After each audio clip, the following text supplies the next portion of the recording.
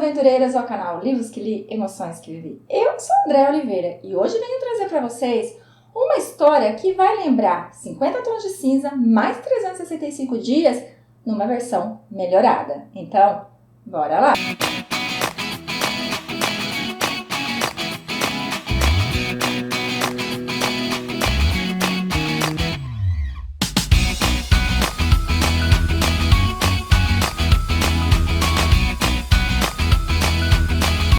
Agora, meus aventureiros, trago como dica de leitura aqui no canal esse livro, Me Beije ou Me Mata, que é da Cíntia Paula. Aqui nós teremos 302 páginas, mas cara, se prepare para essas 302 páginas. Porque, como eu falei no início do vídeo, ele vai te lembrar 50 Tons de Cinza, vai te lembrar 365 dias, mas numa versão muito melhorada, porque é muito boa essa história. Aqui nós vamos conhecer o empresário Ian. Ian Hunter, gente, ele é um bambambam da tecnologia. Tá? Ele é um cara conhecido, famoso, vive em Los Angeles e tem ali o seu império. Contrapartida, nós vamos conhecer a Isabelle. A Belle, ela é uma menina que perdeu a mãe aos 12 anos, ela é aquele tipo realmente chamado ninfeta. Ela tem um corpo de mulher, ela exala a sensualidade, mas ela tem aquela carinha de menina, aquela carinha de anjo que leva os homens à loucura, né? Ela mora com uma amiga, porque após a morte da sua mãe, então o seu pai colocou ela no internato, porque ele trabalhava muito, e depois com o tempo ele acabou se entregando à bebida, e ela acabou, a hora que saiu do internato, indo morar com essa amiga, que pra mim não é amiga nem aqui nem na China, diga-se de passagem. Porque eu terminei a história querendo saber qual é dessa amiga. Porque vocês vão entender comigo que amiga, sim, ninguém merece. A Isabelle, então, como eu falei pra vocês, ela é linda, ela é sexy, ela tem carinha de menina, carinha de anjo, mas tem um corpo bonito, tem um corpo gostoso. Ela é apaixonada por pole dance, ela dança pole dance dentro ali do seu quarto, porque o seu pai não aceita, porque acreditar que é uma dança de puta, que é uma dança muito sensual, que é uma dança de vadia. Então ele nunca aceitou que ela dançasse profissionalmente. Somente ali dentro de casa, dentro do seu quarto. A sua amiga, né? Ela simplesmente aproveitou um dia que ela estava dançando ali no seu quarto, somente com shortinho, né? Filmou e colocou num site de Sugar Daddy. Por quê? Porque a amiga, né, pensando, acha assim, que ela tem um talento que precisa ser explorado. E elas passam por dificuldade, porque a Isabelle, ela tem 20 anos, não tem um emprego fixo. Então ela fica ali fazendo freelance para ganhar dinheiro. Já a Área, que é a amiga, ela trabalha como secretária, o que elas ganham, gente, mal dá ali para pagar o aluguel, quanto mais para ter uma vida decente. Então ela acredita que ela pode usar esse lado da amiga, né, esse dom, esse... Ai, gente, eu tenho tanta rebirra dela, essa desenvoltura dela para ganhar dinheiro. Então, ela se passa pela Isabelle nesse site, ela conversa com o cara e se propõe, aceita fazer o quê? Dançar na despedida de solteiro desse velho. Ela vai falar pra Isabelle, a Isabelle fica louca da vida, ela mostra o site, mas aí, gente, ela fala assim que não, que é só uma dança, depois é só um jantar, que não vai ter problema nenhum. Ela fala, e se ele fizer alguma coisa comigo? Não vai fazer. Que eu vou estar lá no show com você, né, vou estar lá, e quando você sair pra jantar, eu vou atrás, né, eu fico lá escondida, eu fico esperando. Tá, com coisa que se o cara for tarado, quiser alguma coisa, ele vai se preocupar poupe-me, né, minha filha? Aí eu já vi que essa amizade é meio tóxica. E a Isabelle, gente, ela é muito inocente. Ela não consegue ver maldade nas coisas. Ela realmente acreditou que ela só ia lá dançar e que não ia acontecer nada. Pois bem, então ela vai no dia da dança, lembrando que ela está noiva do Steve, que pra mim é outro babaca. Ela está noiva dele e ela ainda, né, foi morrendo de medo de que ele descubra. Mas como a sua grande amiga disse, ele não vai saber de nada. Ela chega lá, a sua amiga age como se fosse a sua assessora, colocando roupa nela, maquiando ela, deixando ela mais linda, mais maravilhosa do que ela é. E ela entra, então ela dança no polidense. Num momento mais tímida, tudo, mas depois ela se solta. Até que olhando os velhos babões, ela acaba encontrando um que tem por volta dos seus 30 anos e ela acaba, gente, chamando ela, sabe? Aquele olhar de sensualidade dele, aquele olhar predador, que é o Sr. Ian. Então ela mira nele e ela começa a dançar para ele. Até que ela faz algo que eu achei desnecessário, que para quem não queria aquele momento, para quem estava preocupada com o noivo, né? Foi saidinha demais. Ela foi até ele e simplesmente sentou no colo dele, com uma roupa, né, gente, bem minúscula, deixando o cara louco. E naquele momento ela sentiu a ereção do cidadão. Então, assim, tá, tudo bem. A amiga começou, mas ela aproveitou da situação. Depois terminou o show, ela saiu, trocou de roupa, voltou para o segundo número e quando ela estava voltando, ela trombou no Ian, que estava procurando por ela. E ele disse que precisava salvar ela, tirar ela dali, porque ali não era lugar para ela. Enfim, ela faz o que ela quer, porque ela tem 20 anos, gente, mas ela age como uma criança de 12, 13 anos birrenta. Então ela deu ali um estabefe no peito dele, conseguiu sair, foi lá, se apresentou de novo e depois, a hora que terminou tudo, ela foi pra boate pra tomar alguma coisa, né? Porque ela tava cansada, com sede, aquela coisa toda. Quando ela olha, quem chega é Steven, seu noivo. Ele arrasta ela pra fora, os dois começam a discutir, ela dizendo que ela tava ali, quer dizer, ela tentava explicar, né? Mas ele não queria ouvir, falando que ela era puta e tal, até que ele vai embora.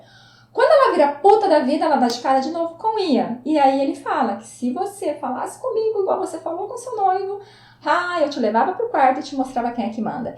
E o tempo todo, por que me lembra os 50 tons? Porque ele é tipo Christian Grey. Ele deixa claro que ele é dominador, ele deixa claro que tem que seguir as regras dele. Tanto que ele empurra ela pra dentro da limusine, dizendo que vai levar ela embora, que vai tirar ela daquele lugar. Gente, tipo assim, né? Ele simplesmente empurra ela e fala, você vai e fica quieta e faz o que eu mando. E acontece várias coisas ali, onde ele impõe o que ele deseja e ela diz não, porque ela é dessa, gente, ela é ótima. Ela o tempo todo, ela não parece nada a Anastácia. O jeitinho simples, sim. O jeitinho assim, doce, sim. O jeitinho de bobinha, sim. Mas ela tem garra. Em nenhum momento ela baixa a cabeça como a Anastácia. E isso eu achei maravilhoso. Acontece muita coisa dentro dessa limusine, até que chega um momento onde ela fala que ela quer descer, ele abre a porta e fala que se ela quiser ela pula. E quando ele vê que ela vai pular, então ele acaba mandando o carro parar e segurando ela. Mas ela consegue sair.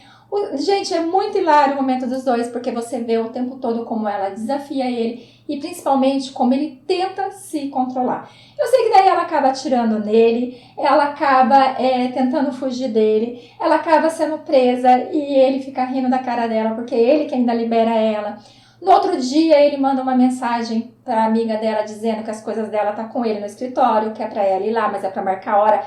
Ela vai, vocês não imaginam a roupa que ela vai, vocês não imaginam como ela invade a sala dele, vocês não imaginam o que ela faz, porque ele tá, gente, com um monte de japoneses, ele tá tendo uma reunião super séria.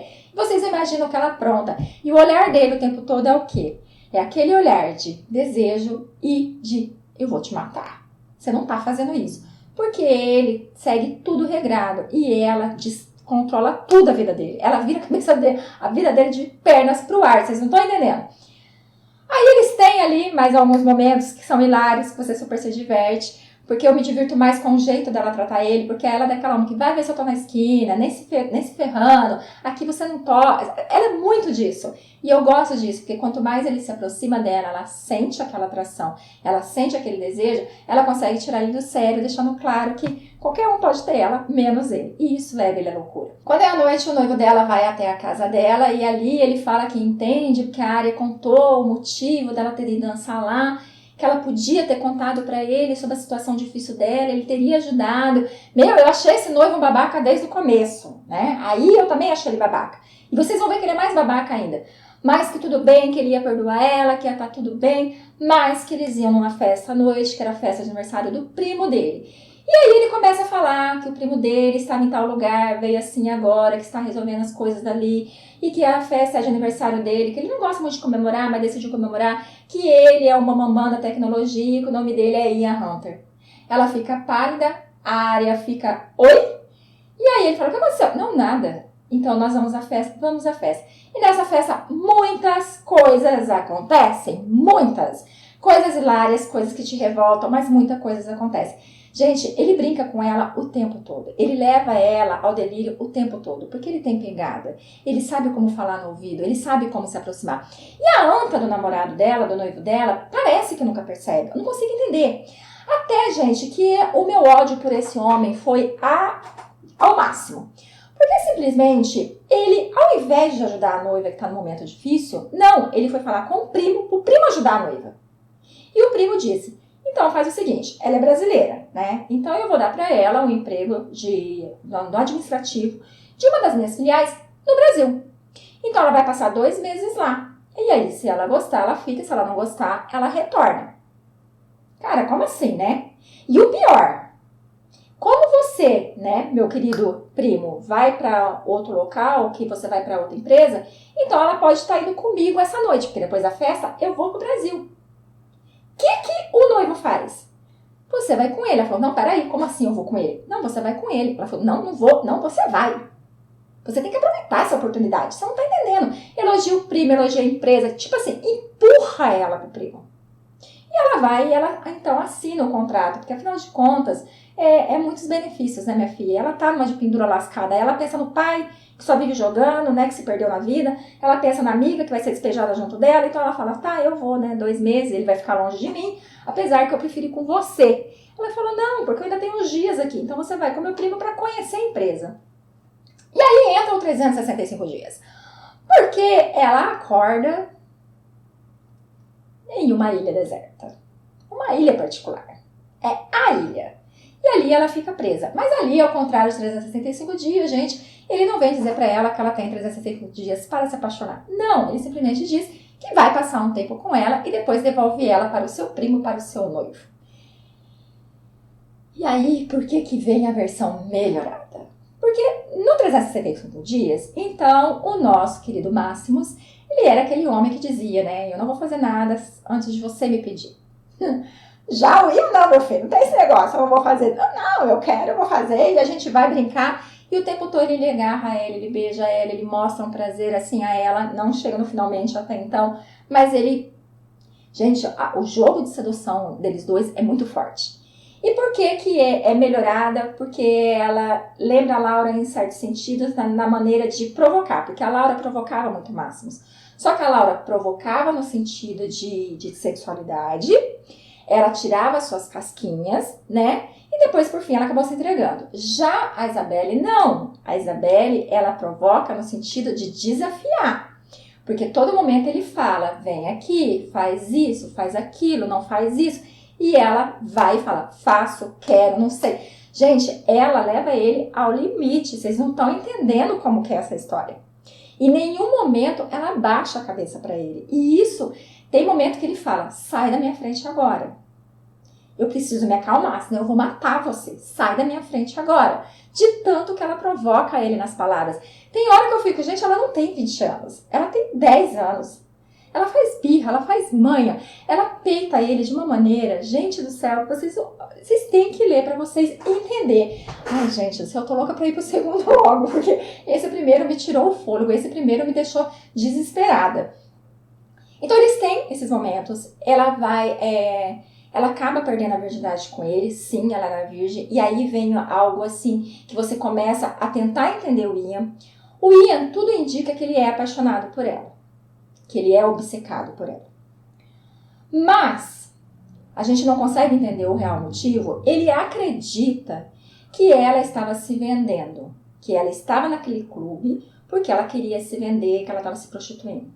E por conta disso, ele acaba falando isso várias vezes, chamando ela desses nomes e meio que tratando ela dessa forma.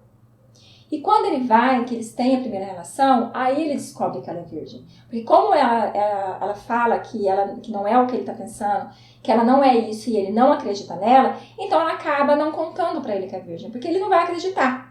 Porque ele fala, você está 4 meses com o meu primo. É impossível que meu primo não fez nada com você. Então ele vai, aí ele força, aí quando ele vê o que ele fez, ele entra em desespero, ele cuida dela, mas aí a besteira já foi feita, a raiva dela já cresceu. Mas mesmo assim, ele tem vários momentos onde ele acredita que ela é essa vadia que aparenta ser, entendeu? E para completar, a amiga dela, ainda tão amiga assim, Ainda faz mais, gente. Pega o vídeo dela e solta na internet.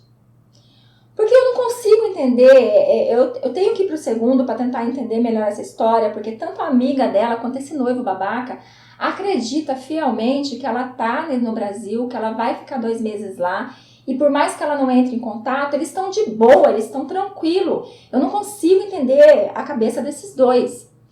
E aí tanto conversar com ele, porque daí eles começam a ter uma relação assim, onde ela desafia ele, onde ele tenta se controlar, onde ele tenta se aproximar dela, e ele transa pouco com ela, ao contrário da Laura e do Máximos, que transam o tempo todo a partir do momento da primeira vez. Eles dois não. Ele respeita muito ela de certa forma, porque o que ele quer, na verdade, é ter um sexo muito selvagem. E ele sabe que ela é muito frágil pra ele. Porque, gente, ela tem 1,60 m, ela tem o meu tamanho.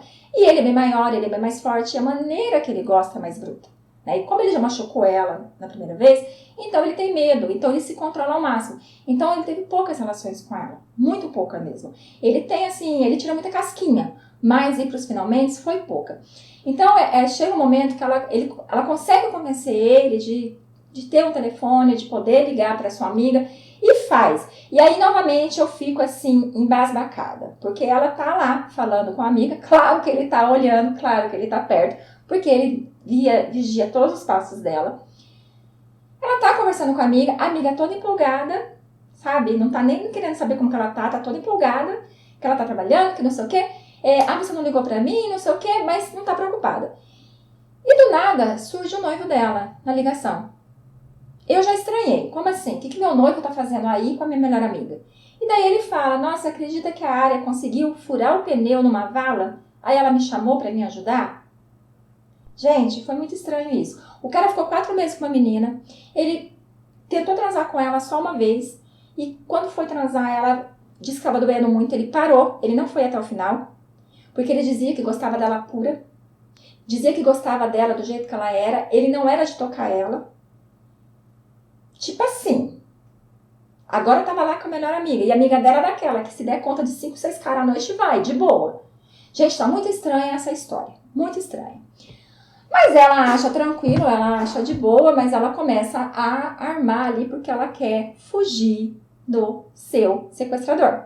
E ela tem a dúvida, né? Porque ela tá interessada nele, porque ela já se interessou lá no começo, né? Então ela tá interessada nele. Então ela fica, gente do céu, eu devia estar longe dele, não correr para os braços dele. E em vários momentos ela faz isso. Em vários momentos, quando eles estão ali brigando, que ela leva ele ao limite, que ele fala, sai de perto de mim, eu preciso ficar longe de você, ela abraça ele, ela dá carinho pra ele, e isso deixa ele mais confuso ainda. E ela também fica confusa, porque ela quer ficar longe dele e não quer ao mesmo tempo. Ela arma com alguém lá pra tentar fugir, ela consegue fugir debaixo da cara dele. E pra tentar fugir, ela finge assim descaradamente, porque ela vai conversar com ele como se ela estivesse realmente querendo se entregar a ele.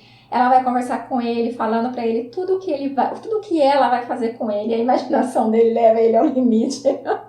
Porque ela vai detalhando tudo que ela vai fazer, como ela vai fazer.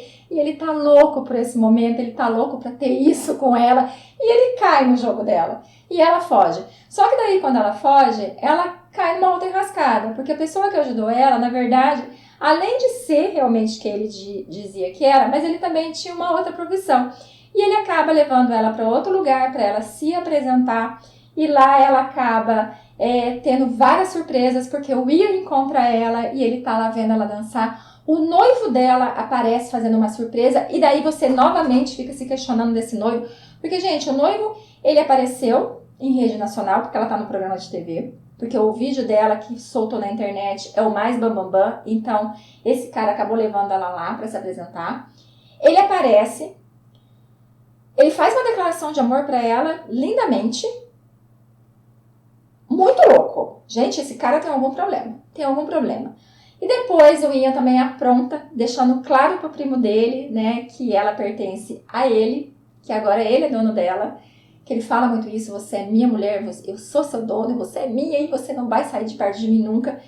Só que chega um certo momento, tem outra reviravolta, que daí a história perde toda assim a piada, a comédia, perde todo assim aquele jogo de sedução, começa a entrar num lado mais obscuro. Um lado que eu confesso pra vocês que eu fiquei chocada, porque eu não imaginava isso. Ela, debaixo dos olhos do Ian novamente, ela é sequestrada. Ela ainda brinca com a situação. Gente do céu, fui sequestrada uma vez, sequestrada a segunda vez. Tem como piorar a minha vida? E aí a gente começa a entrar mais a fundo na vida da Isabelle. Pouquinho do Ian, mas mais ao fundo da vida da Isabelle. Até então, até chegar nesse momento, então é mais diversão, é mais jogo de sedução, é muito sexo, gente do céu, é sexo, porque por mais assim, sexo não, né, porque não é, o finalmente mesmo é pouco, mas assim, o quase lá é muito intenso, ela se sente assim maravilhada, então é fogo no parquinho o tempo todo, é muita discussão dos dois, tem um momento que ela tem, vários momentos ali que ela fala com o lado bom e o lado mal dela. Eu não gosto disso, mas nesse livro ficou perfeito mesmo, porque eu me divirto muito quando ela tá ali ouvindo, né, o lado bom e o lado mal, é muito divertido, eu amei mesmo essa parte também. Mas a partir do momento que ela é sequestrada pela segunda vez, a gente começa a descobrir que por trás do Ian, na verdade, tem uma situação muito pior. O Ian, ele é um homem mau? É, mas tem gente pior. Ela se vê diante de uma pessoa que fez mal a ela no passado. E essa pessoa, gente, nossa, o Ian é anjo perto desse cara. E esse cara, ele tortura ela mentalmente, psicologicamente. E ela é tão ingênua que ele fala, eu quero que você faça isso, eu quero ver você fazer isso, porque isso vai me dar prazer, os seus gritos vão me dar prazer.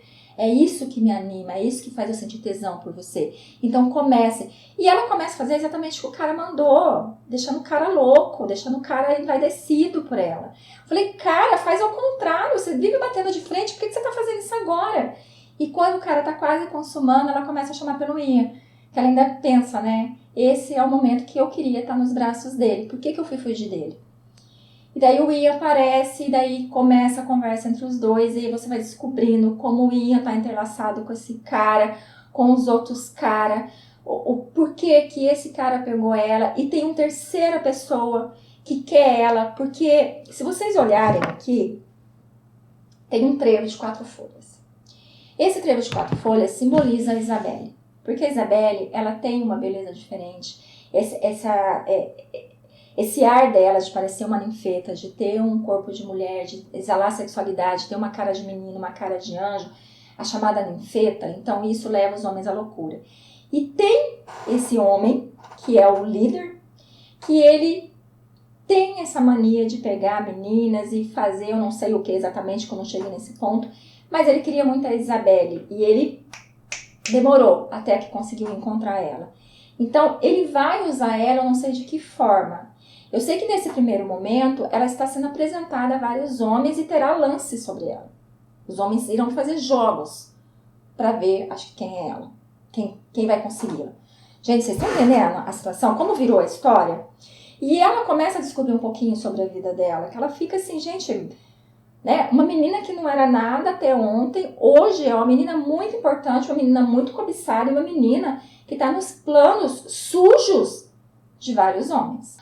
Gente, vira um auê que é cena realmente de filme, vira um auê e vai indo até que o Ian consegue livrar ela daquele lugar, os dois conseguem se safar, não é tão fácil assim. Ele cuida dela, depois eles têm um momento muito lindo, no qual aí sim é a primeira vez que ela se entrega totalmente a ele.